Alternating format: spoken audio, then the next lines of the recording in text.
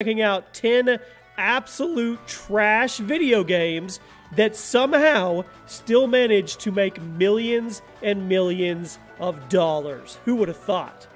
We are running a $200 Amazon gift card giveaway the entire month. All you have to do to enter is like this video, be subscribed, turn on your notifications, and leave a comment why you want to win it with your Twitter handle attached. I will announce the winner at the end of the month on Twitter. Good luck on the giveaway, guys. Make sure you're subscribed. Turn on those notifications so you never miss an upload. And now, let's go over some really bad video games that still made a wheelbarrow full of cash. At number 10, we have 50 Cent Bulletproof. And kicking off our list is one of the most infamously terrible games of the 21st century. Released in late 2005 and developed by Genuine Games, you played as, yes, rapper 50 Cent as he goes off and seeks revenge against the evil group of hitmen who tried to kill him. Aside from being a hilarious patting of 50 Cent's ego, Bulletproof was panned by critics and gamers for its terrible voice acting, its bad graphics and mission design, and its repetitive gameplay. However, due to 50 Cent's name being attached to it and his massive fan base at the time, Bulletproof still managed to sell 1.2 million copies, earning $27 million in the United States alone. That, my friends, is a travesty.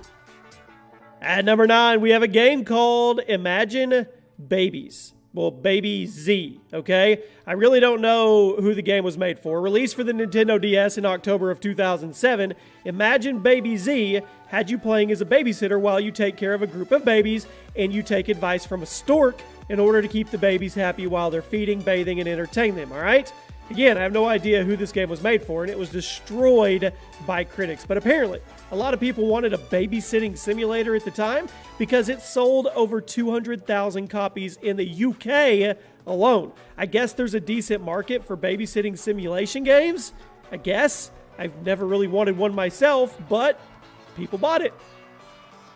At number 8, and now I will be the first to say that LEGO games are a ton of fun, and pretty much all of them are awesome as they let you play through different movies, comic book universes, they have humor, platforming, crafting, all of it. However, there was one LEGO game that didn't hold up, okay? LEGO Jurassic World.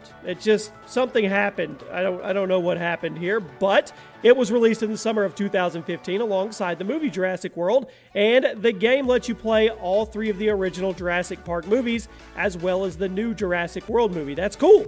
However, if you've seen these movies, you're probably well aware of the fact that not much really happens in the films that's worthy of being in a video game. All the other LEGO games are full of action and adventure like Star Wars, Lord of Rings, Harry Potter, etc.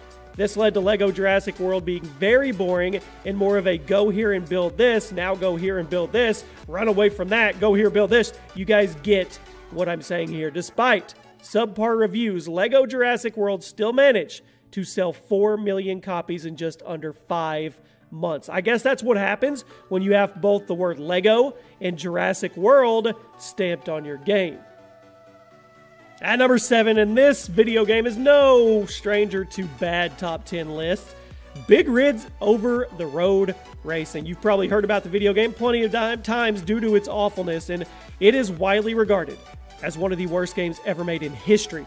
Big Rig's Over the Road Racing was famously released in pre-alpha state, people, making it one of the most hilariously buggy things to ever come out in the gaming world. There was no hitboxes, no AI, awful textures, constant typos, you name it, the game had it. Because it was so terrible, Big Rigs actually garnered a ton of fame, leading to I guess you could say, a cult following. And admittedly, the game is fun to play just for how awful it is. And it managed to sell tons of copies due to the legacy of it being crap. Although the game was financially successful, I can't say that I recommend you follow in the footsteps and try to replicate it with your own game. I don't even think there was a speed limiter. Like, you could go as fast as you wanted in reverse and stuff. It was crazy. At number 6, we have Harry Potter and the Deathly Hallows Part 1 and Part 2. I'm going to go ahead and jump these two games together because they're essentially the same thing. Released in 2010 and 2011 respectively, Part 1 and 2 of the 7th Harry Potter adventure was absolutely terrible. In an effort to capitalize on the popularity of both Harry Potter and the shooter games, EA and WB Games decided to turn these two games into third-person shooters and have your wands act as a gun while you run around and fight off hundreds of Death Eaters and evil wizards. Both parts of Deathly Hallows were critically panned and were equally awful, but due to Harry Potter being on the name and the license, they were able to sell a total of, this is a crime, 3.1 million copies.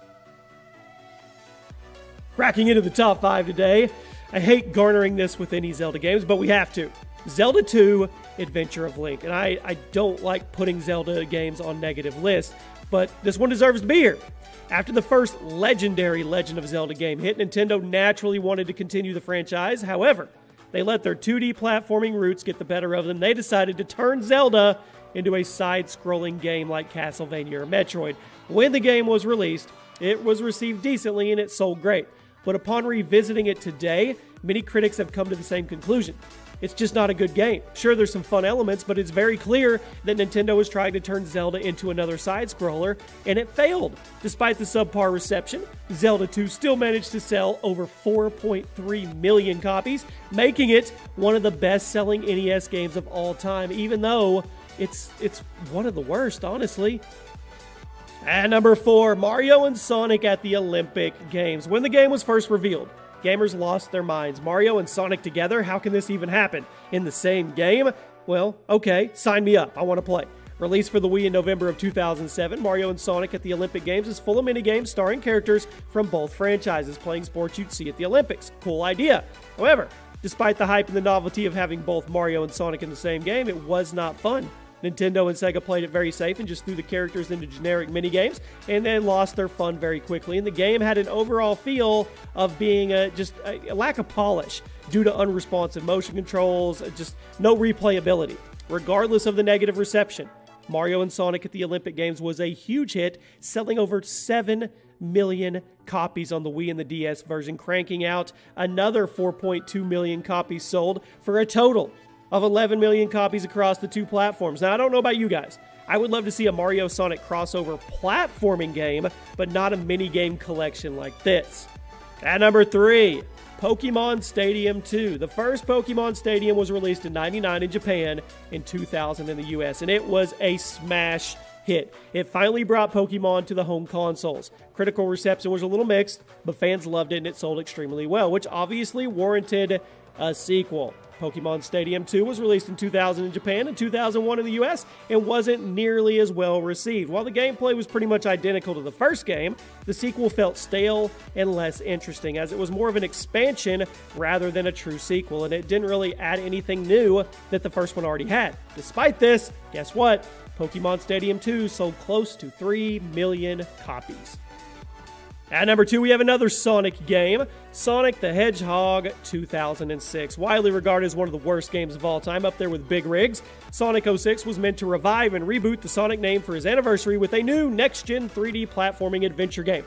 Due to the constant behind-the-scenes trouble and a troubled development cycle, Sonic 06 launched with bad mission design, a horrible story, and it was broken as hell with more bugs and glitches than you guys could count. However, Sonic fans were excited just to get something in their hands to play, and Sega managed to sell over 2 million copies. And that wasn't the last bad Sonic game that would sell well either. Sonic seriously needs a good comeback, but it needs to be done right.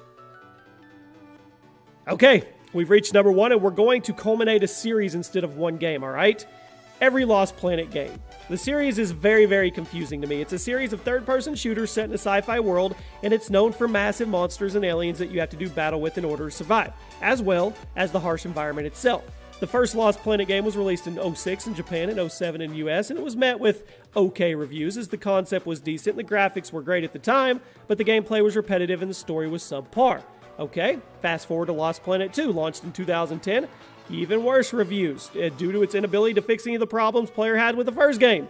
Then, we get Lost Planet 3, came out in 2013 and got the worst reception of them all, scoring around a 50% with critics. Despite every game in the series being less than stellar critical and fan reception, the series has still managed to sell well. The first game sold almost 2 million copies. The sequel sold 2 million copies. And Lost Planet 3 didn't sell as well. It still managed to move over 300,000 units in the first few months on